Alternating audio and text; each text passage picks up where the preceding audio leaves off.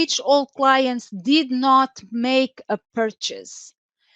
So they are all clients, so it means they are in the client database, but they did not make a purchase. Okay, so data, get data, combine queries, and merge.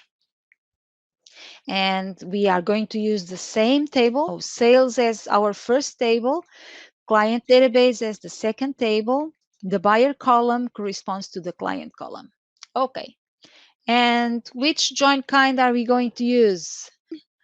We are going to use right anti-join. So we want right anti, meaning only the right, anti-left. I mean, not in the left, right? It's kind of the way I think when I try to remember. But we don't need to memorize them because we have all the descriptions here. So right anti, rows only in second.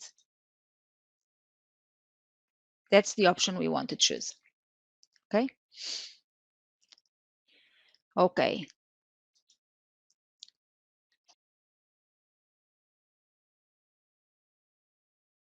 So we are asking, please give us only the names that are in the second table. And so if we think a little bit, we can see, oh, now I understand this result. If they are on the second table, then they cannot show in the columns that belong to the first table, right?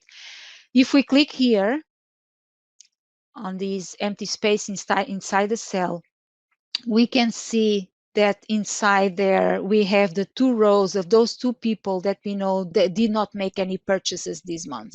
Okay, so we just have to extract, and I just want the client names, and if that's the request, I just need to check this column. I don't need the other columns. Okay, and at the moment we have all the 4 columns. We don't need the columns with null. In fact, I could have removed them before, just in the previous step, but we can do it now.